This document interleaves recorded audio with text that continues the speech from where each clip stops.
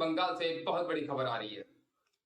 पश्चिम बंगाल में ममता बनर्जी ने सत्ता में वापसी की है। इसके साथ ही पश्चिम बंगाल में अराजकता बढ़ गई है। भारतीय जनता पार्टी के राष्ट्रीय प्रवक्ता संबित पात्रा ने सोशल मीडिया पर एक वीडियो जारी किया है। हम इस वीडियो की पुष्टि नहीं करते हैं, लेकिन इस वीडियो में यह दिखाया गया है कि कुछ अराजक तत्व महिलाओं को पीट रहे हैं। ममता बनर्जी खुद एक महिला हैं और पश्चिम बंगाल की मुख्यमंत्री भी। उनको ये सोचना होगा कि आखिर उनके राज्य में ऐसा कैसे हो सकता है। हम ममता बनर्जी से ये उम्मीद रखेंगे कि वह ऐसे अराजक तत्वों को चिन्हित करके उन्हें कड़ा से कड़ा दंड दे, जिससे भविष्य में भी ऐसा कोई करने से पहले 100 बार सोचे। आखिरकार ऐसे लोग ऐसी हरकत कैसे कर सकते हैं। इस पे पश्चिम बंगाल की मुख्यमंत्री ममता बनर्जी को बहुत कड़े कदम उठाने होंगे और शायद पश्चिम बंगाल की जनता भी उनसे यही चाहेगी। इस पे संबित पात्रा ने प्रेस कॉन्फ्रेंस की और जानकारी दी। आइए सीधे लिए चलते हैं संबित पात्रा जी के प्रेस कॉन्फ्रेंस में।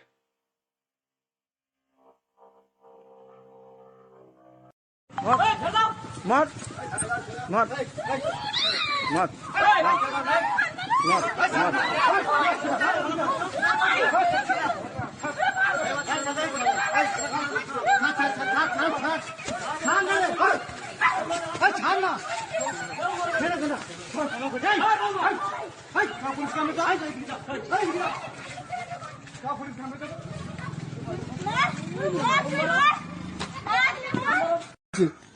আজকে আমি বিজেপি করে বলে এরা গুলে মেরেছে আমাকে। ওর ব্যবস্থা আমি করতে হবে। আমি বলি যাবো, আমি বাঁচবো না। আর বিজেপি করে বলে আমাকে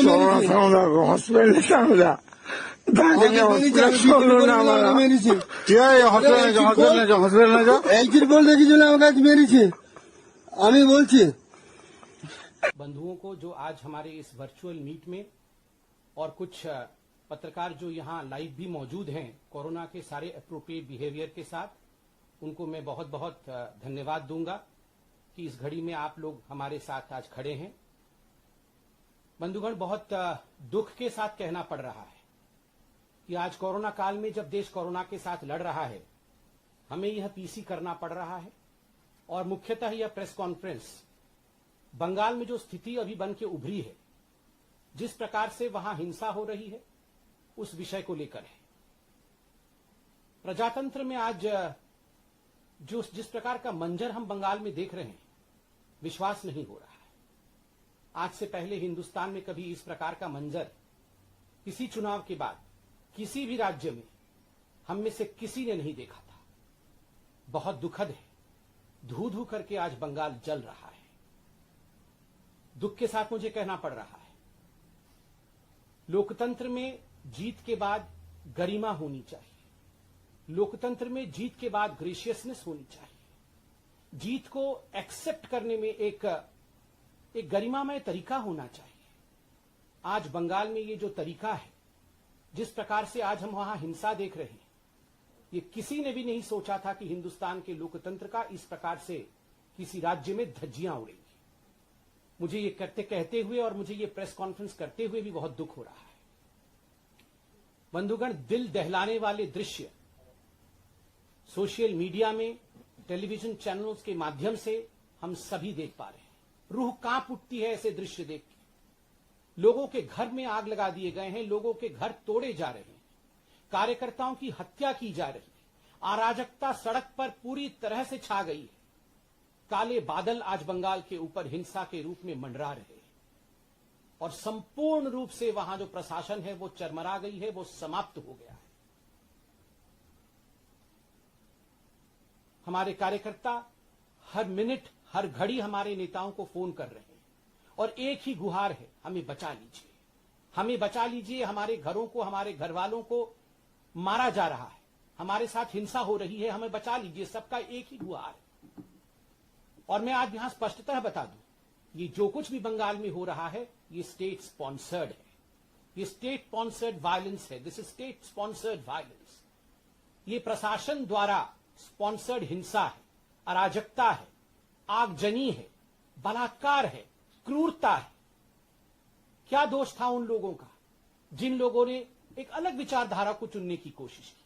बंधुगण, बंगाल में 2.28 करोड़ 2 करोड़ 28 लाख बंगालियों ने, हमारे साथियों ने हमें वोट दिया है।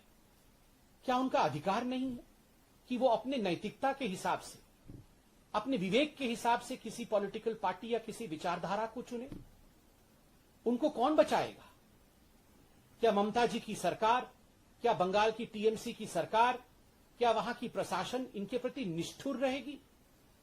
क्या इन 2.28 करोड़ बंगालियों का कोई डेमोक्रेटिक, कोई लोकतांत्रिक अधिकार नहीं? मैं आज सवाल पूछता हूं, क्या गलती थी श्री अभिजीत सरकार की, जो बेलाघाट से आते थे, जिनको मौत के घाट उतार दिया गया? क्या गलती थी श्रीमती शोभा रानी मंडोल की, जो जगदल से आती हैं और उनका कसूर सिर्फ इतना है कि वो एक मां थी, एक भारतीय जनता पार्टी के बूथ कार्यकर्ता थी। उनका बेटा बूथ में हमारे बूथ एजेंट के नाते काम करता था, इसलिए कल उनको मार मार के मौत के घाट उतार दिया। क्या गलती थी शोभा रानी जी की? क्या गलती थी उत्तम घोष की, जो रानाघाट से आते हैं, उनको घसीट घसीट के मार दिया गया? क्या गलती थी होरोम अधिकारी की, जो सोनापुर दक्षिण से आते हैं, उनकी हत्या की गई? क्या गलती थी मोमिक मोइत्रा की, जो सीताकुची से आते हैं, जो आज वो हमारे बीच में नहीं है? और क्या गलती थी गौरव सरकार की, जो बोलपुर के सदस्य थे, बोलपुर से भारतीय जनता पार्टी के सदस्य थे, उनको मौत के घाट उतार दिया गया? मैं खुद व्यक्तिगत रूप से सोशल मीडिया में श्री अजीत सरकार के पोस्ट को फॉलो कर रहा था, जैसे तमाम हिंदुस्तान फॉलो कर रहा था। अजीत सरकार मरने से पहले उन्होंने पूरा डिस्क्रिप्शन दिया है उनके घर के साथ क्या किया गया। उनके घर के अंदर टीएमसी के गुंडे घुस आते हैं। ये जो अजीत सरकार है, ये कुत्तों के प्रति बड़ी इनकी आसक्ति रही है। जो स्ट्रे डॉग्स होते हैं उनको वो अडॉप्ट करते थे, उनको पालते थे, उनको दूध पिलाना, उनको पाव रोटी खिलाना, किस प्रकार से वो करते थे, एक मानवता का काम करते थे। उन्होंने लिखा है मरने से पहले कि मेरे घर में टीएमसी के गुंडे घुस आए और जो कुत्ते मैंने पाल रखे थे, उस कुत्ते ने छोटे छोटे बच्चे दिए थे, उनको काट दिया, उनको नृशंसता के साथ, उनको क्रूरता के साथ उनको मार दिया। उसके बाद उनके घर में आग लगाई गई और बाद में सड़क में खींच करके उनको लिंचिंग करके बीच सड़क में टीएमसी के गुंडों ने मौत के घाट उतारा। उनकी गलती सिर्फ इतनी थी कि उन्होंने भारतीय जनता पार्टी के लिए काम करने को स्वीकार किया था। बंधुगण, आज इन्हीं सभी विषयों को ध्यान में रखते हुए जिस प्रकार की क्रूरता बंगाल में हो रही है, भारतीय जनता पार्टी के राष्ट्रीय अध्यक्ष आदरणीय श्री जेपी नड्डा जी आज खुद बंगाल जा रहे हैं और सभी कार्यकर्ताओं से हमें अपील है, आप बिल्कुल ना घबराएं। संगठन, पार्टी एक मुस्त होकर आपके साथ खड़ी है। पार्टी के अध्यक्ष अर्थात स्वयं पार्टी आज आपके साथ खड़ी रहेगी, आपके घर पर आएगी, आपसे अध्यक्ष जी मिलेंगे। आपके दुख और सुख के बेला में, आपके दुख और सुख के बेला में हम एकजुट होकर लोकतंत्र को बचाने का कार्य करेंगे। और मैं याद दिलाऊं, ये वही जेपी नड्डा जी हैं, ये वही हमारे अध्यक्ष हैं जिनके ऊपर ममता जी की क्रूरता उस समय भी हमने देखा था जब डायमंड हार्बर जाते समय उनके ऊपर पत्थरों की बौछार हुई थी। वो तो ईश्वर का और मां काली का शुक्र है कि उनकी जान बच गई थी। मगर आज हमारे अध्यक्ष जी, भारतीय जनता पार्टी, समूचे रूप से भारतीय जनता पार्टी के जो कार्यकर्ता हताहत हो रहे हैं, जो हिंसा को सह रहे हैं, हम आपके साथ खड़े होंगे। बंधुगण, एक बात मैं कहना चाहूंगा, ये प्रायोजित हिंसा है, ये संयोग नहीं, ये प्रयोग है। ये डराने की कोशिश है कि हिम्मत तुम्हारी जो लोकतांत्रिक तरीके से तुम किसी सत्ता में आने की कोशिश करो, हिम्मत तुम्हारी जो तुम लोकतांत्रिक तरीके से लोगों के मन में घर करके लोगों के सेवक बनने की चेष्टा करो। अगर ऐसा कहीं करोगे तो हम तुम्हारे लोगों को मार डालेंगे, उनके घर जला देंगे, महिलाओं के साथ बलात्कार करेंगे। जो दृश्य महिलाओं के देखने को आ रहे हैं, रूह कांप उठता है।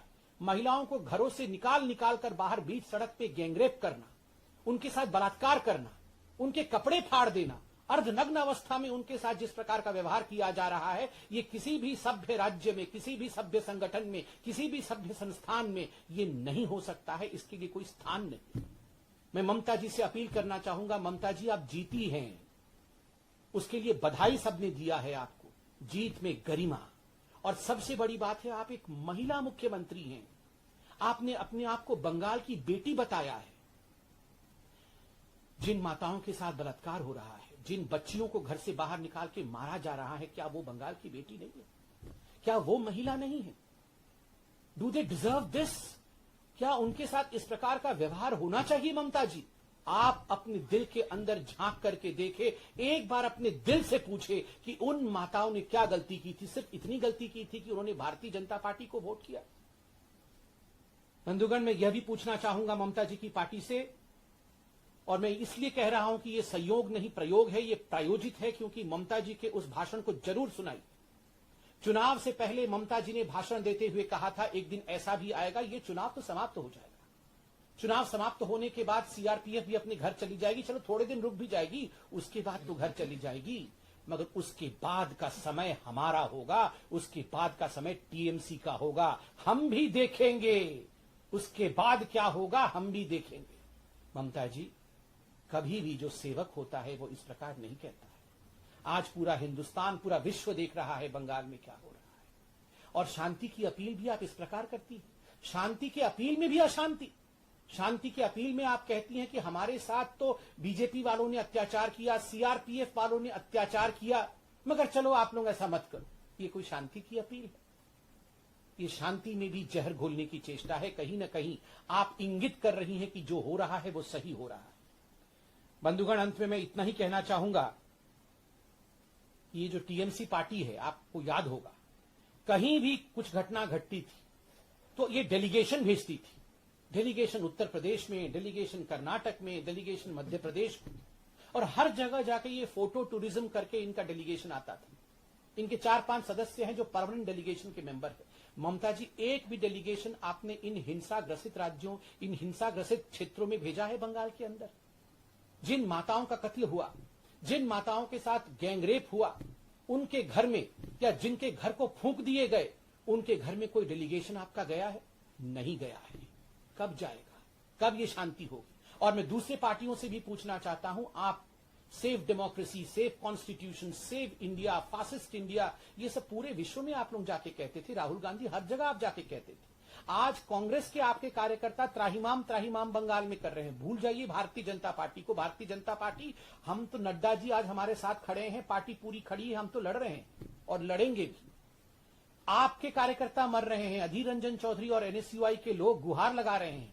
एक ट्वीट आपका नहीं होता है, आप जगते नहीं है, बस सिर्फ इसलिए क्योंकि आपको सैडिस्टिक प्लेजर मिल रहा है। मुझे बहुत दुख के साथ कहना पड़ रहा है कि जिस समय सभी को एकजुट होना चाहिए, क्योंकि हिंदुस्तान के डेमोक्रेसी, हिंदुस्तान के लोकतंत्र से बड़ा पूरे विश्व में कोई लोकतंत्र नहीं है, उस डेमोक्रेसी को अगर रक्त रंजित कर दिया जाएगा तो इसमें कोई पार्टी का विषय नहीं है, ये मानवता का विषय है। मानवता के लिए हमें एक होना पड़ेगा। और मैं सिर्फ इतना याद दिला के अंत करूंगा अपने वक्तव्य को कि आज 80 सीटों के साथ भारतीय जनता पार्टी मुख्य विपक्षी पार्टी है। We are the main opposition party today in Bengal, and the main opposition party takes a pledge. हम ये प्रतिज्ञा करते हैं कि हम अपने कार्यकर्ताओं को, और हम वो 2.28 करोड़ बंगालियों को जिन्होंने हमारे नीति, हमारे विचार के प्रति अपनी प्रतिबद्धता दिखाई है, उनके साथ हम खड़े होंगे, उनके अधिकारों की आवाज हम बनेंगे।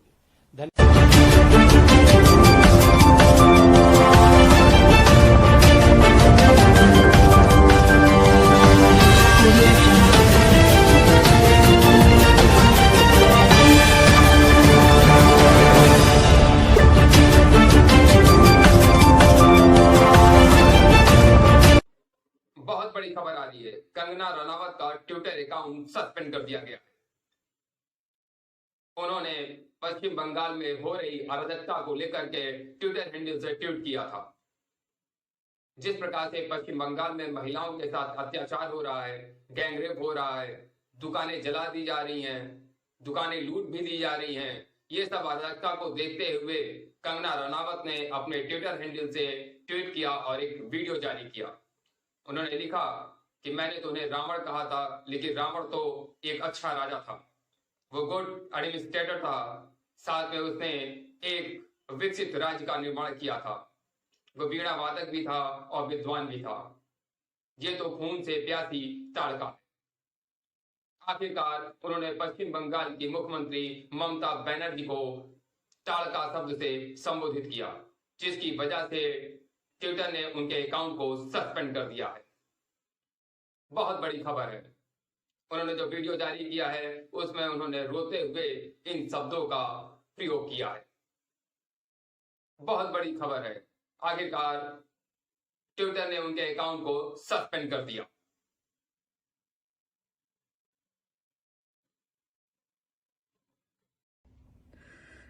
दोस्तों, हम सब देख रहे हैं कि बंगाल से बहुत ही ज्यादा डिस्टर्ब करने वाली खबरें आ रही हैं, वीडियोस आ रहे हैं और फोटोज आ रहे हैं।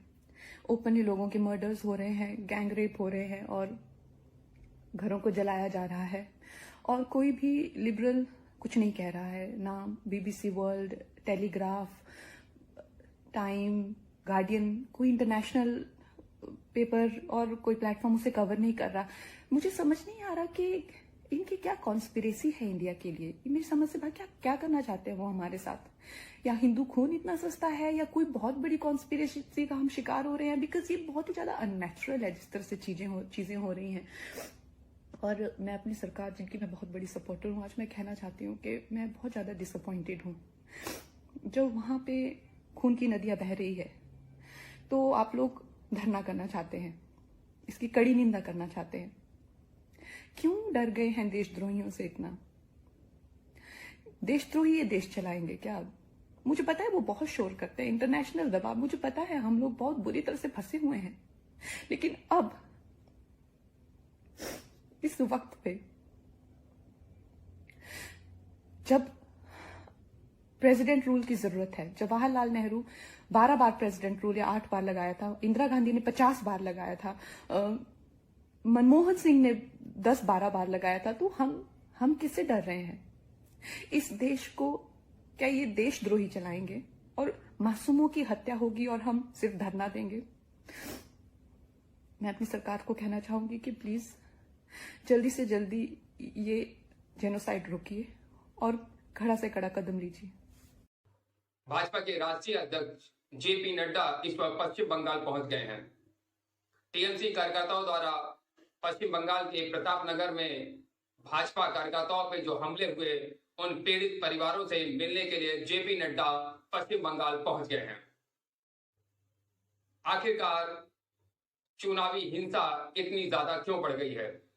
पश्चिम बंगाल में ममता बनर्जी की वापसी के बाद ये आरोप लग रहे हैं कि उनके कार्यकर्ता भाजपा के कार्यकर्ताओं के ऊपर लगातार हमले किए जा रहे हैं और पुलिस प्रशासन कोई भी सहायता नहीं कर रही है।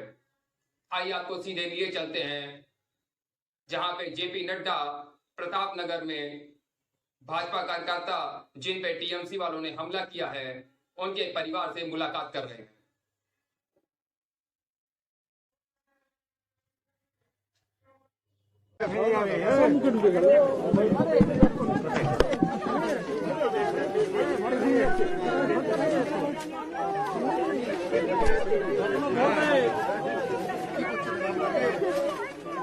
अरे भाई खाता नामा भाई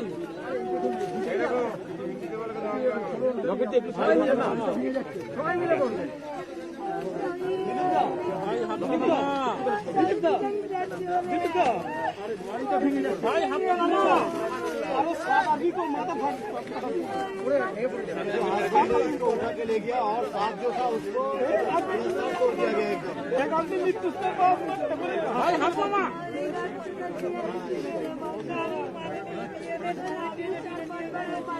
बैठो आप बैठो।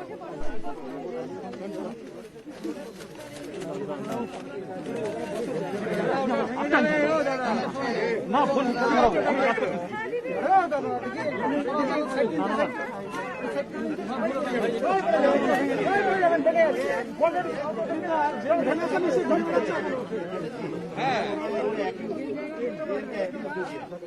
মেন আপনি না এখনো ঘুরে বেড়াচ্ছে ভাই হাতটা এবারে কি হলো এটা দেখতে পাচ্ছি না।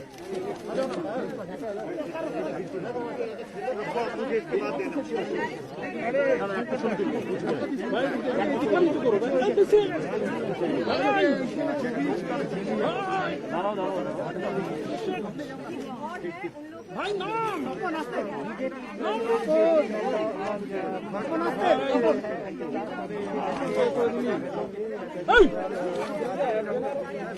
একজনের অপারেশন হবে কি করছিস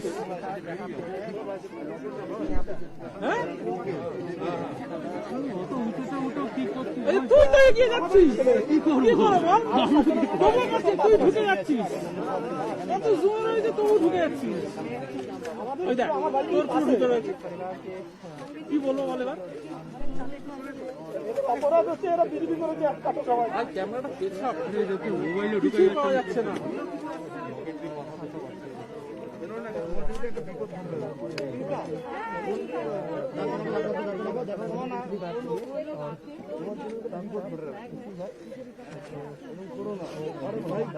দাদা দাদা দাদা একটুখানি সাইড দাদা একটুখানি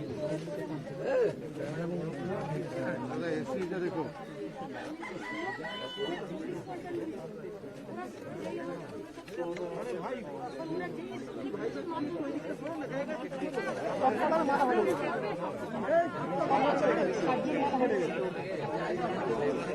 আরে বাড়িটা ভেঙে যাবে, ঘরটা ভেঙে যাবে, একটু আসতে সাবধানে।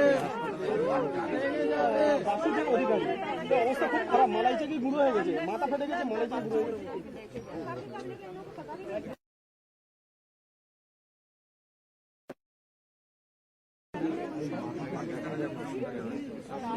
আর্জনার মাথা ফাটিয়ে দিয়েছে আরো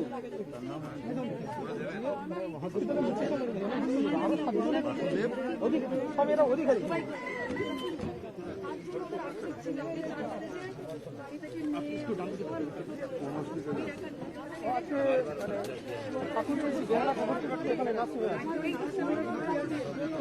যাচ্ছিস ভাই ওই দেখ কি বলবো তুই তো শেষ করে এইগুলো না কিছু যদি ওদের মানে জেলে না ঢোকানো হয়, ওদের অন্যায়ের যদি প্রতিবাদ না শাস্তি দেওয়া হয়, তাহলে ওরা বারবার আমাদের এখানে বাঁচতে দেবে।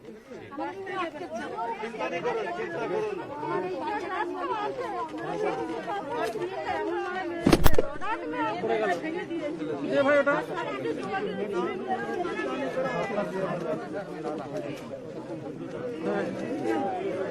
ভাই এটা দেখো তো এখানে যদি সিকিউরিটি না হয় भयंकर जाएगा और एक बार अटैक हो जाएगा लेकिन यहाँ पे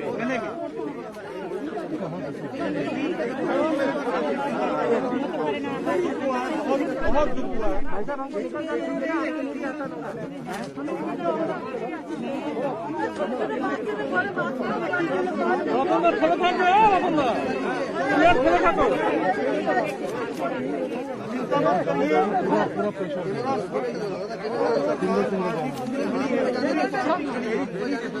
पूरी चिंता करेंगे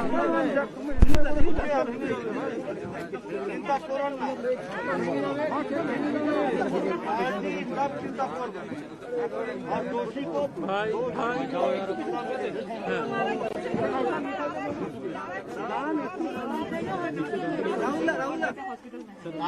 मलाई चकी गुरु पर मलाई चकी एक जो है वासुदेव अधिकारी वो हॉस्पिटल में भर्ती है, उसका सीरियस कंडीशन है और 10 आदमी का ऐसे टांग और शील फोड़ दिया, सब यहीं पर है खड़ा था।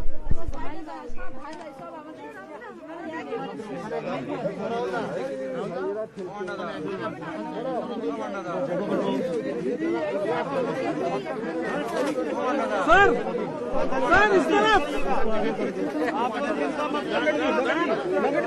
पूरी ताकत से पार्टी आपके साथ खड़ी है। चलो अभी चलो आगे चलो भाई हाथ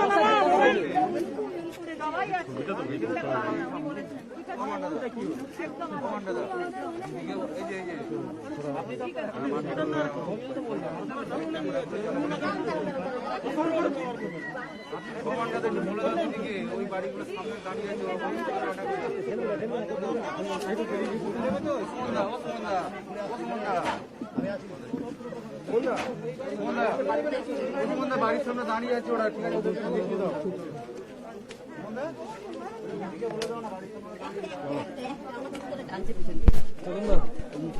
দাও ওটা, চলো চলো চলো গাড়ি বার করতে গাড়ি